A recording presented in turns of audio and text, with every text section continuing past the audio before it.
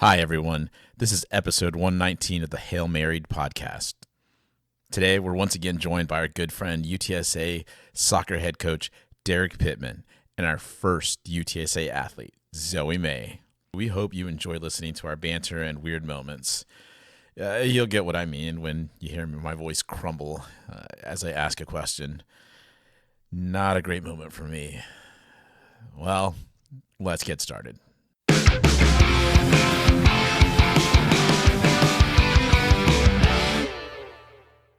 All right, we're happy to be joined today by a familiar guest, UTSA Soccer head coach Derek Pittman, and this time he brought along the first UTSA athlete on our pod, Zoe May. Just want to say thank you to both of you for taking the time out of your day to join us on the podcast, and Zoe, happy belated birthday.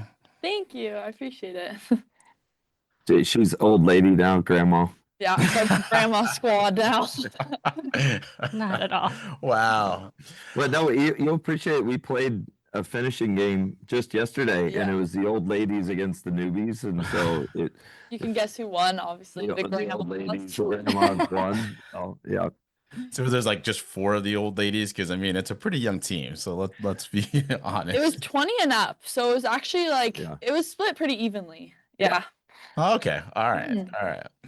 Well, Just tells you how many people we have at 18 and 19, right? It's Right, true. exactly. It's true. Well, UTSA, much like my Arsenal squad, and unlike Manchester United, are near the top of the American Conference standings with a 3-0-3 conference record, a 7-2-5 overall record. As we hit two-thirds way of the season. Most importantly, this team is on a 9-game unbeaten streak. We took something out of the North Texas win when Izzy Lane mentioned that Coach McGann just had a call out there to her to find a way to win, is what he yelled out to the team as the motivation for that game-winning goal. So that phrase kind of feels like the theme so far for the team this season. So, Coach, what have been the keys to the success so far? I've said it many times. I know I've talked to you guys offline as well, and speak of the leadership that we have. But I think so much of it comes down to a group of players that genuinely do not care who gets the credit. They are just out there to be the best version of themselves. Whether we're defending or whether we're attacking, they know what their roles and their responsibilities are, and they go out and do it to their absolute best of their ability. They've been committed from day one to, just be a team that leaves everything out on the field every time that we play. And that's something that has been a non-negotiable, outside of a couple halves here and there where we maybe have not played our absolute best. 95, 96, 97% of the time, they are doing exactly that. They are just emptying their tank in any way, shape, or form that is going to be able to help the team have success. So I just think there's a lot to be said for a group of competitors that we have that are collectively bought in to how we play, what we need to do to find a way to win, find a way to get a result. And whether that's on the road to grind out a draw, or whether that's to, be here in front of Park West, faithful fans and pull off big time results like we did against South Florida most recently. So there's just been a lot of positive effort, and it's just every day at training. We've really even challenged them this week, we need to continue growing. We need to continue chasing after what's next, and not get caught up in where are we at in the standings, where are we at, from a record standpoint. We didn't set out at the beginning of the year to have an unbeaten streak of 9 games that we're currently on. We set out every day to just be the best version of ourselves, and they have, I think that's a lot of us coaches. We say these things, but to be honest with you, to have a roster full of competitors that these young ladies are, to go out and execute that and actually ingrain that into who they are every day, it is a big reason for why we're having the success and the current run of form that we're on. And Zoe, I was kind of interested, you're a returner, and we joked with Coach Pittman at the beginning of the season that there were so many young, freshmen and sophomores on this team. And his response was, well, we're just going to throw them into the fire and see how they do. But, I just wonder from your perspective, now that you've seen this team and they're playing like a veteran squad, was there something that you saw early on or some point where you just felt like this team is different? Yeah, I think early on, obviously, like us returners, we kind of talked about like, yeah, we have like over 10 young girls coming in. They don't really know what to expect, not sure how they're gonna like mesh into our culture and all that. There's just a lot of uncertainty at the start. But honestly, really early on, I did recognize like this is going to be a special team. Even when we had like just captain-led practices, so the coaches weren't there. We just train on our own. Like the energy was different than the past year, where the freshmen all came in like really hungry and just ready to take on any role that they were given, which can be really hard. Like coming from being star players or whatever in high school to coming in new, you're not really sure about the environment. But they all came in super positive and just ready to learn and really like respectful and all those qualities that you kind of look for. So yeah, honestly, in captain practices, I was kind of like, wow, like we're clicking, like this is good, scoring goals, all of it. So then I knew when the coaches came, it'd just be kind of a natural flow into those type of trainings. So yeah, I would say early on, I kind of had a feeling. Good. Nice. She didn't tell me that. I don't know. But no. You look surprised when she Yeah, was I was like, talking. So I was like, okay, well, Yeah. like it's news to coach too. But coach, earlier in the season, you kind of talked about, working on shoring up the defense, and we listened to your press conferences. So don't think that nobody's listening. We're definitely tuning So in you're every the, single you're the time. two that listen to that. Yeah, Yeah. that's right. But you kind of talked about shoring up that defense and then kind of focusing the team on more attacking, and really kind of shoring up the offense. The team looks like it kind of gained a new energy once you talked about that. It felt like there was just wave after wave. And you've talked about it before where there is wave after wave, but it felt different to me, at least watching it from the stands. Was there anything tactical that you told the team, or was it just kind of a little philosophical or a little mixture of both?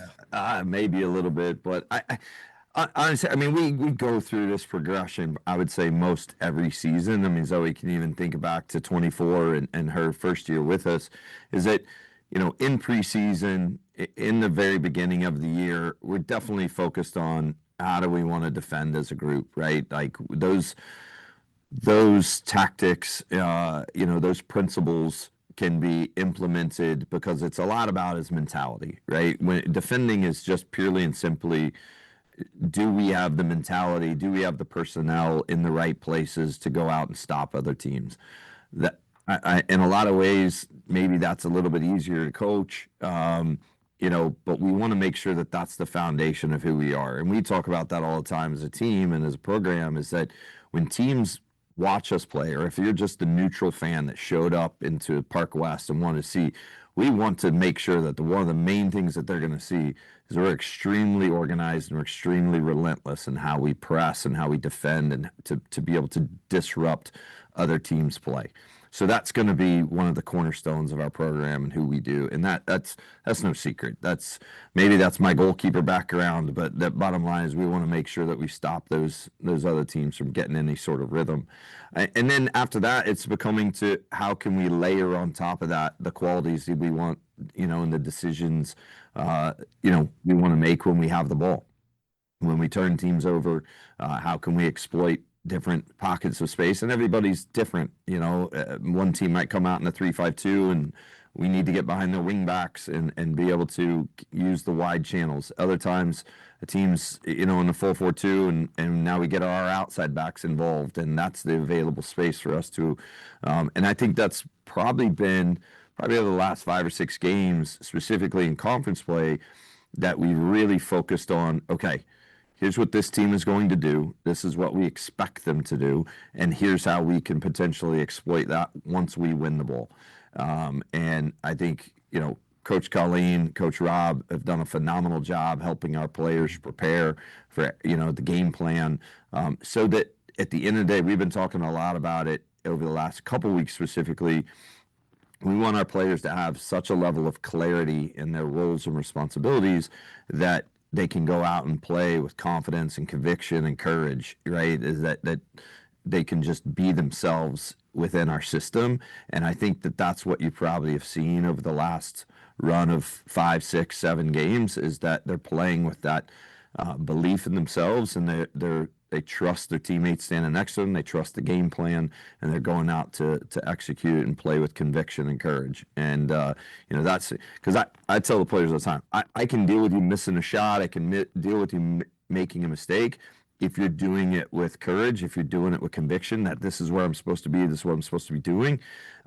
What I don't want us making is tentative mistakes, hesitant errors, and because that means that you're unsure. That means that you're not clear in your role and responsibility and what you should do in this moment. And that's on us as coaches. We've got to make sure that they have that clarity to be able to go out and shine as players and do ultimately what they're best at. Well, I can tell you from at least from the stands, at least from my viewpoint, definitely the team knows what they're supposed to do because I see them playing freely and it looks really good from from my eyes at least. So yeah, I mean I think that's a very nice answer there. Yeah. And that's what you hope as a coach is that the players have a trust and a belief in our game plan, and that us as coaches then return that trust and belief in them that they can go out and carry it on. And they've been doing that obviously throughout the last, through many periods of time throughout the season. Sure. I would even say back to Houston and TCU, they were doing a lot of that. But it is definitely nice to start to see them freely play with an aggression and a mentality to go score goals. And it's been a lot of fun to see. So Zoe, I'm just curious, at times when you guys have had to face some adversity, maybe the game didn't start off the way you wanted, or, you're behind trying to get to that equalizer. Has there been any time in those situations that you've thought back or sort of relied on the preseason experience you guys had with the Navy Special Ops Scout team? Do you kind of go back to that piece of your teamwork and, has that helped you at all in the season? Yeah, I think our team is really good at facing adversity and like not backing down, and that's something that is different this year than last year. This year, like I think everyone believes if we get scored on first, which like unfortunately has happened a few times, but even if that does happen, like I think we all have a belief in the team and ourselves that we can get the goal back. It's not like, oh, we're down, like the game's done. It's like, no, it's just started. Like, yeah, unfortunately that happened. We hopefully will avoid that in future games, but like we can come back and we can score and even win the game. And I think, yeah, the Navy SEAL experience was definitely, it was honestly, I had a lot of fun. Like, it was definitely hard, and there was some times that I would just look over and see like Derek and Rob laughing, and we're just like, "Are you kidding me right now?" But it's definitely like it was a fun like bonding experience because we were all just like dying together. And yeah, like it started off in preseason, going through those tough times, and I think it just continued on into our season. So Nice. it brings up more nightmares for them. Yeah, honestly. Well, he did mention, because we talked about, just kind of throwing them in, and we told him, well, wait a second, like, did everybody know how to swim? He's like, oh, I should have checked that, but he's like, no, I just let it go, and I was like, well, all right, well, we're not missing any players, so that's a good thing. They survived. We had a few lifeguards around, so we were all right. So. Well, let's take a minute first of all, because this caught my attention too in the South Florida game. Obviously, I thought you guys played a really good game. There were some moments that got tough in the second half, but again, as you guys both have talked about, just kept coming at South Florida. So, for both of you, I mean, that first goal that should have been allowed against South Florida, that corner kick, Leah's great corner service. We're sitting in the stands and we just start getting videos and still pictures saying, guys, like this crossed the line. Check this out. Check this out. And, we've had a lot of friends of the pod that send us everything. So, I think it's easy to say that you just kind of move on from that. But for both of you, what were your thoughts once you saw the replays? I'll let you go first. Like initially when the goal went in, we like got into our huddle, which we've been doing, like whether we score first or second or whatever, or we get scored on, like we always go into our huddle to regroup and get on the same page. So when that occurred, like we all thought it was in, so we were like, okay, like if we're up 1-0, like let's lock in next 5, like this is a long game to go. So we definitely were all on the same wavelength, thinking like, okay, it's in, like next move, next 5 minutes. But then once we found out it wasn't in, it was also like, okay, let's move on. Like there's nothing you can do about it at the end of the day when the ref says it's not in, like we can't change her decision. Sure. So it kind of like puts a chip on your shoulder though. You're like, okay, well, All like right. you're not gonna give us that. Like, okay, we'll just do it again, I guess. So I think it was like honestly a little bit of motivation because we were just kind of like, we know it's in, but there's nothing we can do about it now. Uh, my reaction was more after the fact was I'm just glad it didn't matter. Right. In Sure. the Sure. fact that had it finished 1-1 or by chance if we had lost the game or something like that, then you're looking back on what could have, should have, right? And I understand it. Like we've helped the players kind of understand. Like I don't know if everyone knows this, but we are in the American Conference. We are a few conferences that are going through a replay pilot program. And so, as a referee, there's only two things the referee can review on their own, like without any influence from anyone, is goal line situations. So that one being one of them, and then also anything to do with the clock. If by chance the clock has to go back or go forward or whatever, if there's clock issues, so they can review those situations and go to the cameras on their own. And so doing that taught our players that if there are situations that happen, goal line, handballs, anything that's going on, they can signal to us, like, because we don't have, they're standing in the 18-yard box, they're sending proximity of 5, 10, 15 yards from the play. We're 60, 70 yards away on the sideline. We don't always see everything. And so we tell them, like, hey, like, signal to us. If you guys think it's in, just tell us. And then we can ask to review it. Now, thankfully, in this situation, the referee went straight to the cameras and she looked at it. And I think just from the camera angles that we had, obviously from our, video crew, do a phenomenal job, plus the video camera we have up on the press box. I don't think there was enough definitive, like, pictures or still frames to be able to say, like, without a doubt, that is over the line. And even Rob went to Chat GPT to ask it, like, is this over the line? And Chat GPT's rule was it's 97.2% over the line or something like that. So in some regards, you could make an argument that maybe she got it right. But, I think it's a difficult position to be in. But what I love hearing, because I hadn't even heard the response that she just gave you guys, like, they all get together and we've encouraged to get together in their huddles before a goal, after a goal, whatever the situation is. And I think this is where Zoe, Kim Cloza, other players' leadership really matters. Is that regardless of what happened, we can do is control our response. And I'm telling you, like, as a coach, like, nothing makes me more proud that that is a life skill that whether they had it before they came to us or they've learned it in being part of our program, is that will benefit them for the rest of their life. You can't control what happens. All you can do is control your response. And that is a massive piece of who this team is and the character of the individuals that we have on this team. So that gives me, satisfaction, even though that ball didn't go in and they didn't give us the goal. That gives me tremendous satisfaction as to why this team is so successful and continues to, grind through really, really tough moments. Because you're absolutely right. South Florida's a very good team. And they had us under pressure in the second half for long periods and stretches of the game. And, we had countless players stand up, block shots. They had 22 shots in the game, and I think like 18 or 19, 20 of them were all outside the box. And that was huge. To know that they only got 2 or 3 shots inside the 18-yard box is a huge credit to our players carrying out the game plan and really sticking together to fight through those difficult moments.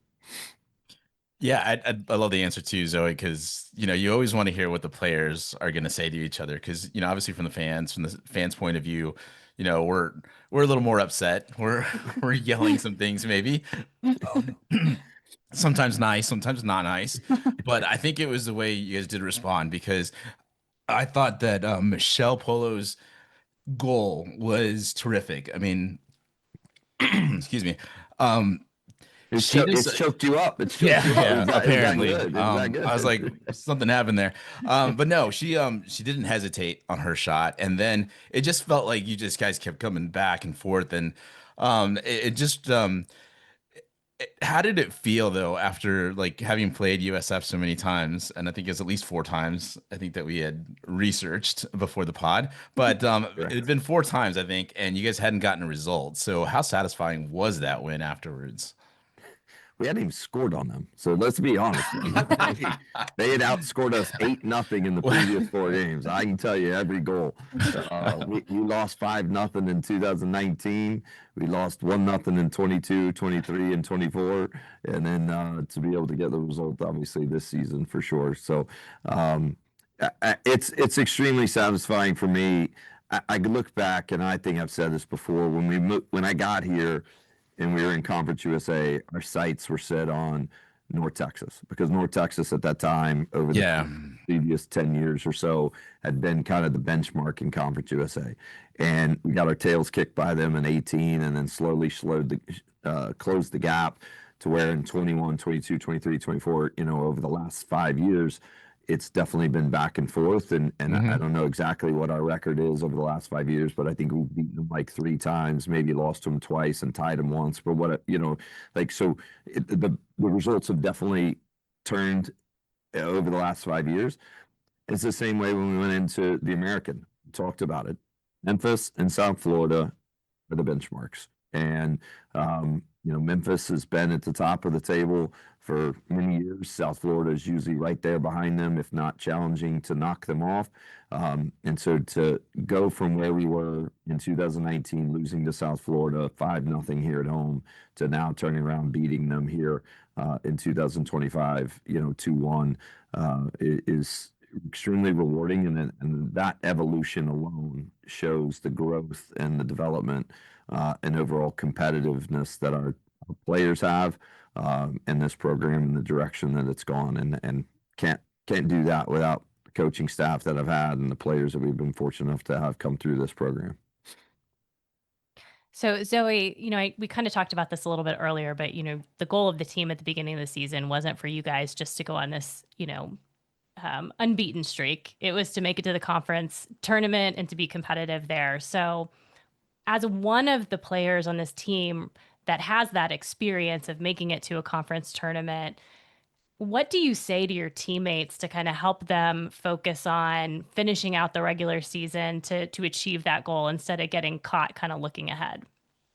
Yeah, I think to make it to the conference tournament and hopefully go far in it, it takes every single person, no matter like whether you're playing 90 minutes, 45 minutes, like we talk about that all the time. Like it doesn't matter your role on the team, but everyone has to be going in the same direction. So I think it's just reminding everyone that their role on the team is important and that it is still far from over. Like our place in the tournament isn't secured yet. So really like it's awesome what we've done, but it doesn't really matter what we've done at the same time.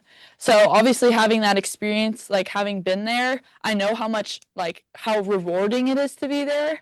And so I think that's just like added motivation. And like at the beginning of the year, we made our team goals. We all wrote like on our vision boards that's in our locker room, like the Lakewood Ranch in Florida. So every morning, like just looking at that and reminding ourselves like we're not there yet is just, I think, enough motivation. And just focusing on every practice, like taking it one day at a time. That's something we always say is like the biggest thing, and focusing on the next game, the next opponent.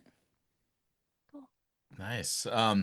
Well, let's get a little more personal here, and it's not too Oh gosh. personal.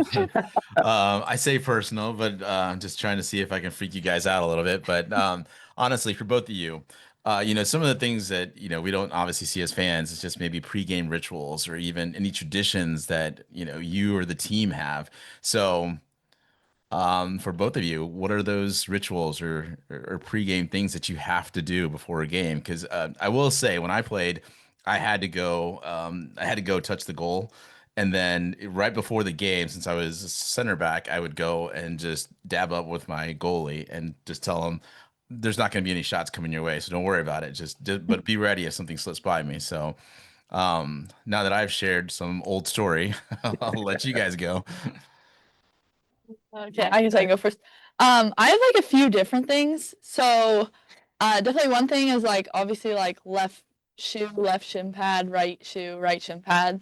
Then that's like just a little thing I always do.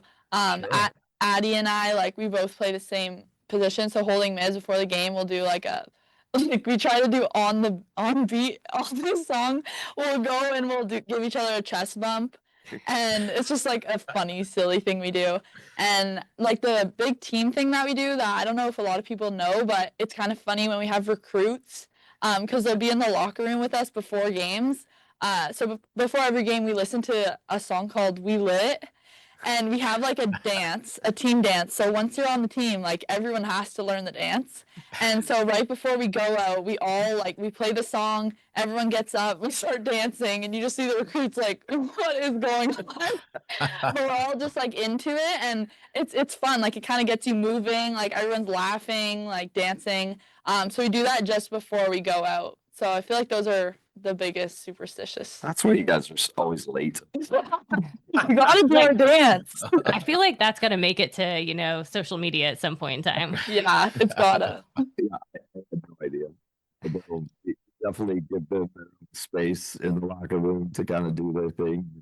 I know they definitely have some rituals of their own.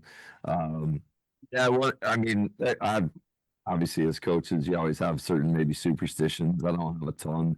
Um, I will say this: we do have an ongoing thinking system of outfits the coaches wear. Like, did we win in an outfit? Did we get a draw in an outfit? Did we win? Did we win? You know what I mean? Like, did we lose? Like, we can't wear, this color polo with these shorts because that combination didn't work. We lost the game. So it must be the outfit, right? So Yeah. we have certain outfits that we have to, statistically, when the players are wearing black uniforms, we wear this, or when white uniforms, the coaches wear this, so we got a few of those things that we joke about in the locker room, in the coaches' locker room and stuff like that. But like, I mean, I have a few things, two big things before the game. These guys on, I usually go out and field before, like 2 hours before, and usually go out and pray. And just to me, my faith and just it gives me also peace. So I'm my big thing is I try not to lose my cool on the sideline. And there's plenty of times Zoe'd like, yeah, that never happened. So, I mean, I definitely are pretty passionate and intense on the sideline, but I always pray during the national anthem, while that's going. And that was just my father taught me, like, just the national anthem is a huge moment, and obviously being able to represent, what we do at the university level. Thankful for the opportunities and the blessings that have been fortunate on my family, and to be able to do what I've been doing for 25 years and coach this team. So, and work alongside some of the people that we have. But yeah, not much outside of that. My kids tell me all the time, and now my nieces, they know how angry I am on the sideline depending on my hat. Because if my hat is on, like, straight, like, it's usually because my nieces live up in Tyler, Texas, so they watch a lot of our games on ESPN. And so if my hat's on, like, he's okay. But then it's like when he turns it backwards and he's getting a little upset. If he throws it, then he's pissed off and he's really angry and he's losing his cool. So that my kids and my nieces always look to, depending on where the hat's at on my head, is usually the indication of what the tell that how angry or frustrated I am. So. Well, I will tell you that the parents have also picked up on that, because we've heard the parents of players in the stands say, "Oh, if Coach Pittman takes his hat off, he's really mad." So Good to know. it's definitely a tell. Yeah, it's definitely, I guess so. But if that's the case, maybe I take my anger out on my hat and not on the referees. I'll check. Was it the Charlotte game? I picked up my first yellow of the season, so I'm hoping that that's the only yellow I picked up. But I like to say that it was worth it, because 5 minutes later, this one scored the penalty, and it got us the draw. So maybe that was what needed to happen. So Yeah. Well, let's skip to that piece because I was going to ask you, Zoe, you've had now 2 penalty kicks. And, one of them won a game, one of them was the tie. So what kind of goes through your mind? What's your mental preparation when you're taking those big shots? Yeah, as soon as there's like a call in the box, honestly, I just kind of like go internal to myself because like I don't know whether it's going to be called or not, but either way, like I prep my mind like I'm going to be taking it, like the ref's going to call that it's a PK. So as soon as that's called, I like get into my zone kind of, and I just like calm myself down, calm my heart down, just like visualize us put like passing it into the net. And then I have my own like little ritual, just obviously like Derek and I've like talked about it, like keeping the ball, all that stuff. Like my steps away from the ball, taking a deep breath right before I hit it. So I feel like I just really focus on like that moment and exactly what I have to do and try to ignore everything else. And I believe in myself to be able to take the PK, and I'm like grateful that I get to do it. So I just try to take advantage of those moments. A little known fact, she in club, basically playing ice, she was a forward. So Yeah. it's not like it's All right. unknown territory that she's never been in front of goal and scored plenty of goals in her days. So it wasn't until she got into college that they started looking at her as more of a center back or a holding mid. And when she originally transferred here, we talked about her being a center back for us. And it was after a spring with us that we her into more of the holding midfield role because of what she can provide, our team and in our lineup. And so, yeah, she's not unfamiliar with being in front of goal and in those big moments, which is another reason why I've been thankful that she stepped up and taken those for us. Yeah, I mean, at least I think it was the game that you had gotten the game winner. I was like, and I did a terrible job when we recorded that episode, but it got choppy because I was like trying to say it well and I couldn't say it well. But I was like, she put the team on her shoulders at that moment, and it was a huge shot. And it just got me thinking of just, and got both of us thinking about like, what is that preparation? What is that, that goes on? But most importantly, it also got me thinking about when you first joined UTSA. And I remember we interviewed Coach and he said, yeah, with this girl, Zoe May. And I was like, all right, well, my sicko self is going to have to go find videos and figure out how does she play? What does she do? And I was like, oh well, this is a talented player. And then I see you just crunch somebody, I think, in the first game that I watched you play in. I was like, that's a Derek Pittman player. Like that, she I was like, kill epitomizes someone. what Oh, what Coach Pittman is looking for. So, obviously this is what we see, but what sold you on coming to play for this guy? Yeah, I feel like I've said this before, but initially when we talked on the phone when I was still at Memphis, like it was a really good conversation. I liked his answers and all that stuff. And then but I called my dad after and I was like, Texas is too far. Like I can't go there. Like I was like, he invited me on a visit, but like I just can't go there. Like my mind was set of going closer to home, and he was like, Zoe, like just take a chance, like just go and experience it. So I was like, fine, whatever. But then like honestly, like as soon as I got here, like not that I like knew instantly, but I was definitely like, wow, like this is a special place. And like just meeting the coaching staff, they're all like super like caring about like they're in like the players as people, but also as athletes. And then obviously like seeing the facilities and just how much it had to offer, I was like, wow, like I could really see myself like developing here. So I think the visit definitely sold me. And even like this is like just little things, but how he would like text me like, oh, I hope your flight went well. Like text me when you land. I want to make sure that everything worked out. And it was just like those little things that I was like, wow, like I feel like he actually cares about me, that like really sold me in what I was looking for. and then she made me sweat it out for a few extra days. So I was like, we're not going to get this kid. Just before Christmas, I was like, Yeah. I'm gonna make the call. I'm doing it. Yeah, she like visited like early December, like 2 weeks later. I'm still like, oh, yeah.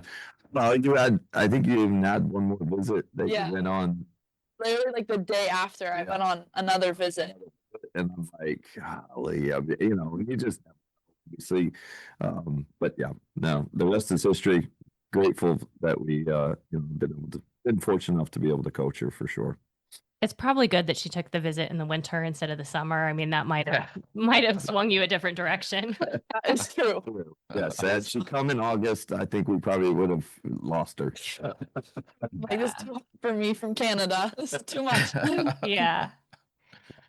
Well, tell us about your team motto this season, the off the leash mentality. Where did that come from, and like, what does that mean to you? Yeah. Yeah, it's not mine. This is theirs. Yeah. 100%.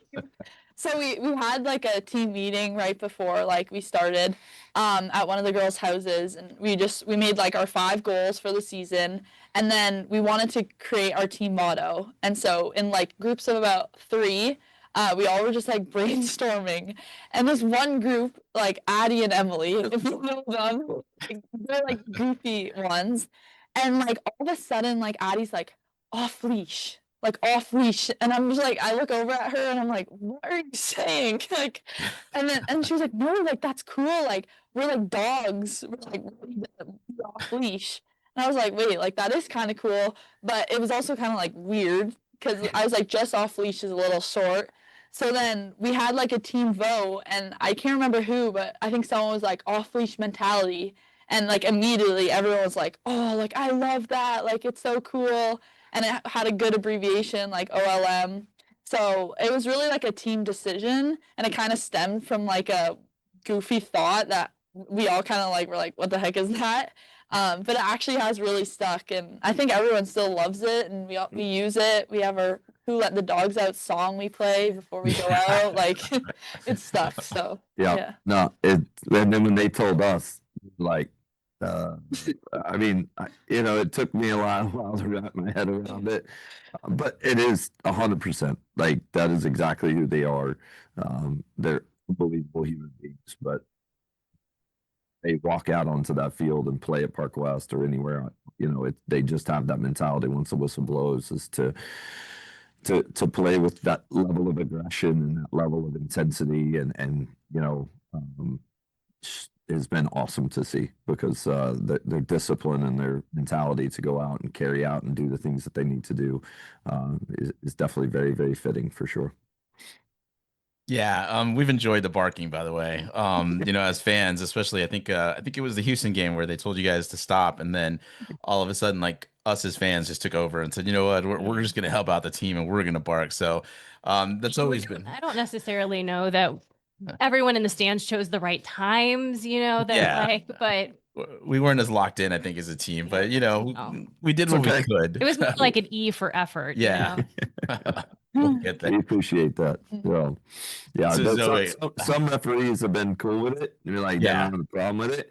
And then other referees are like, no, we're not looking at anyone. We're just looking at the like, what difference does it make? It's Yeah. like, you're telling me I can't scream now from the sideline? Like, what are you talking about? Coach, you know what they're doing. I was like, what can you tell me that they're doing? And, usually what happens when we get in trouble is if somebody has a throw in right in front of our bench. Yeah, and they start barking. That is when it usually probably comes a little bit more directed. But it's like if they're just barking, like somebody's taking a goal kick or game's going on, I don't see the issue of it. But some referees like to have a little more control than others. Yeah. And it's kind of interesting. It just hit me too. The baseball team had the junkyard dogs or whatever. So it's just really, I think, just the mentality maybe through just UTSA athletics, just in general. But not that we dug too far here, Zoe, but we went back to get to know you post. And it said that the fun fact was that you played badminton in high school. How did that come about? Because I mean, from us, we were talking about it. We're like, we got to ask her because at least here in the South, we not going to play badminton. So we thought, let's see what Zoe says.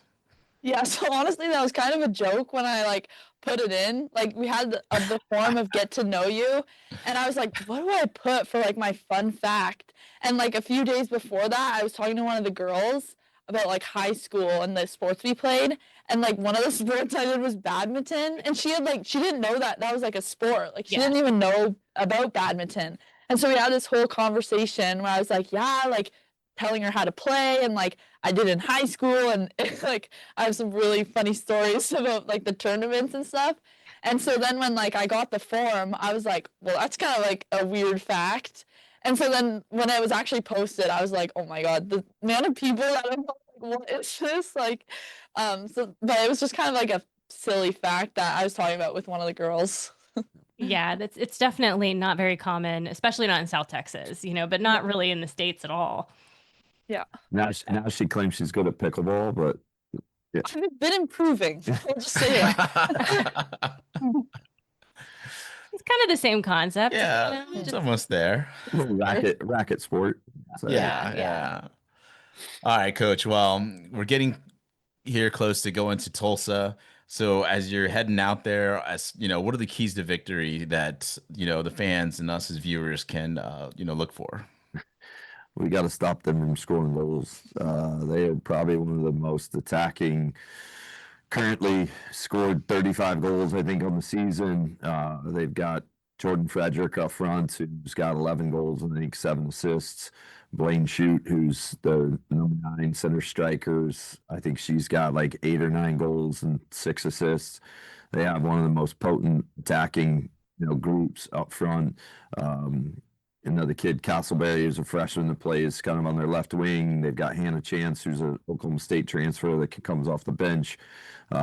Yeah, so need to say, I can go on down the list. Kayla Simmons is playing really, really well for him as an attacking midfielder. And so they can cause you a lot of problems.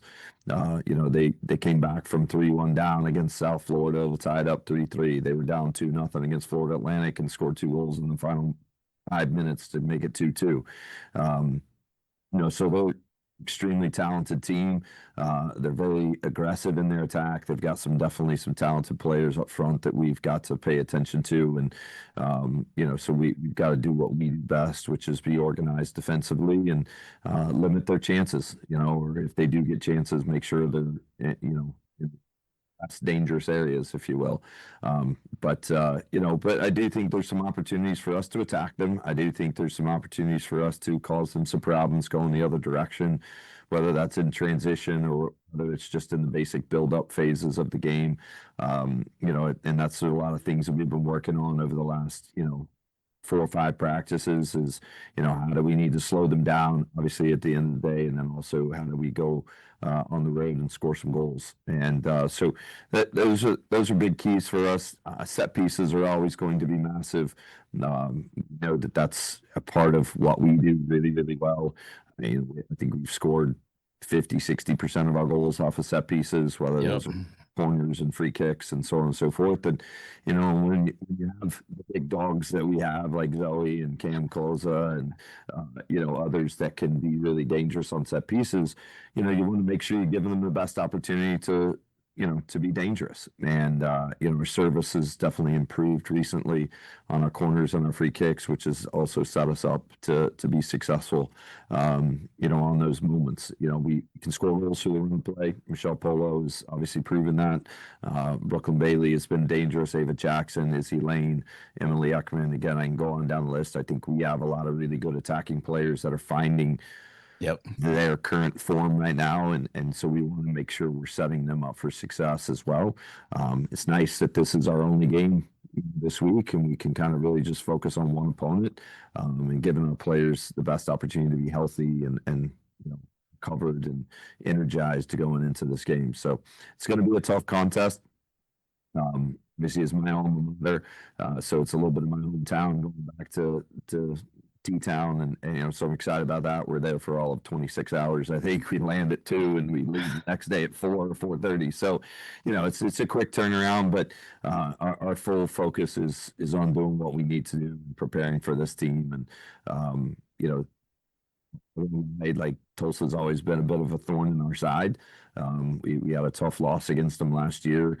We went on the road to them 2 years ago and tied them 1-1 at their place. So, being able to put our best foot forward is going to be huge. And we've got to focus on those keys to stopping them and ultimately trying to score at the other end. Well, you did me a great service here because it probably would have sounded different when I said all those names and been trying to rattle off all the stats and going, oh, we got to watch out for well, and it that really helps. So that part of the pod then I don't have to worry about. So so I Yeah, appreciate it. we're pretty versed on, and we try to. I think our coaching staff has done a phenomenal job over the last, and they always do, but for sure these conference games and even, 3 or 4 games, you know, previously to that and the run form that we currently on is a huge credit to our coaching staff doing their homework and making sure our players feel prepared when they step out there. We don't, you know, we try to make sure that we don't leave any stone unturned and that but while not focusing so heavily on the opponent that we can go out and execute our game plan and focus on us. And I think it's been a really healthy balance. Our players feel, at least I hope they seem to feel very confident when they step out on the field to be able to go out and do their job and play freely and play aggressive both ends of the ball. So, not that we want you to look too far ahead, but after that, you have, 2 big conference games at home in Memphis, and then the following Sunday at or home against East Carolina. Obviously, we know you want the fans to pack Park West for those games, but anything else that can kind of help bring home some good results from those 2 games? Because those are clearly 2 tough opponents that you'll be facing. Yeah, for sure. I mean, we know Memphis. Brooks Monaghan has done a phenomenal job there over the 20 plus years that he's been there. He's always, I think a lot of people thought that this was going to be a building year for them, and it's been very much a reloading for them. So, they are always going to have a top talent coming through their program. I think they're one of only 2 teams in the entire country right now that don't have a loss, them and Notre Dame, and that's why they're ranked 6th in the country, in many polls. And so, yeah, super exciting opportunity, I think, for our local fans and, the supporters of our soccer program to come out and see a phenomenal, game. And make sure we're focused on the Golden Hurricane and get the job done in Tulsa. But then we can't wait to get back home next Thursday and play against, a really top 5, top 10 team in the country that we're going to have here in the setting. And we need, I know it's going to be Greek night, so we're going to be pushing like crazy to get as many of the fraternities and sororities out. It's our pink game, breast cancer awareness. We have got a number of local clubs. SA City is going to be coming out as an organization to support the team. We've got the band, the cheerleaders. We've got it. We're throwing everything, kitchen sink at this game to be able to have, a tremendous turnout. I'm going to go pick on Coach Traylor next week because they have an off week. So I need him to get all 100 of his athletes out there at the game and get as many of our, TSA Roadrunners in the bleachers to be able to cheer on this team because we are having a phenomenal year and their support to come out and kind of push us over the edge and make Park West as rowdy as possible and make it as difficult as possible for a top team to come in here and get a result. And we talk about it all the time. No matter who they are, no matter who we're playing against, we want teams to however they come into Park West, when they leave Park West, we want them to have the mentality is like we do not want to play that team again. And I'll go back to even the coaching staff from TCU when they played us opening weekend. One of the biggest comments and biggest compliments, in my opinion, to our team and our program was they were like, "We are so thankful we played you in the regular season because we will not have to play you in the NCAA because they won't put us against each other because we played in the regular season." So they're like, "We are so thankful that we are not going to have to play you again, in the first round of the NCAA tournament." And I think that's just a huge credit to our kids' mentality, our kids' competitiveness, their toughness, and how they go about preparing for each and every game. And I've said it from the get-go, like this team is tough as hell, and they battle and scrap and claw and do everything they possibly can to put themselves in a position to put in a good performance. We can't control the results so much as we can. All we can do is control how we prepare and how we perform, and they've shown exactly that. So looking forward to that. And then East Carolina, for sure, it's going to be senior day opportunity to honor our seniors. But they also know that this isn't the last game. It might be one of their last games at Park West, but at the end of the day, we've got a lot more to play for as the season goes on. And so we'll celebrate at the end of the year when that time comes, and hopefully we keep prolonging that as long as possible. Well, we'll be out there to make sure it gets rowdy. Not that you guys really need us. There's plenty of rowdy fans that are out there. Rowdy parents. Yeah. Should We're say okay rowdy with parents that. too. We're Yeah. okay with that. But definitely when the athletes go out there, it's really cool. We talked about it before, Coach, that it's really cool seeing all the athletes go to all the different games, especially from our point of view as fans. Like, oh, we're used to seeing them on the field. Now they're in the stands with us and they're cheering on their fellow athletes. So looking forward to those final two games. But obviously, take care of Tulsa first, as you said. But for our final question for you guys, once you guys think back to your younger self, and what advice or thoughts would you give yourself if you could go back? Oh boy. Oh, Yeah. I'm excited to answer this. I just did my senior video just before this, so Oh, it's really? actually perfect. But my answer would be I would tell my younger self just to have fun and to take it all in because like I said in my video, like playing Division 1 soccer is like serious. It takes a lot of commitment and dedication, but at the same time, like it's unserious in the way that like you're living out the dream that you worked for so many years when you were little and like you're traveling the country playing the game you love with like your best friends. Like you couldn't ask for anything better, really. Yeah. So just like to really have fun with that and take it all in because being a senior now, like I don't know why I thought time would stop and I'd never get to this point, but like here I am. It's my last few games, so just taking in every moment, the good and the bad. That's what I'd say. That's the answer you give, but no, man, that's a great question. I think, for me personally, looking back like on my journey that's led me to where I am today, and I'm extremely grateful for the family I have, the career that I've been fortunate enough to have in coaching and play have a small impact on young people's lives and from a standpoint of service and just grateful for that, right? So I think looking back, couldn't have ever imagined it, but I think just enjoy every moment. I think so many times as young people think that what might happen to us, you know, in this particular moment, whether in high school or junior high or even in college or whatever the case may be, that like it's so dramatic um and there are, don't get me wrong, I'm not taking away from, unfortunately,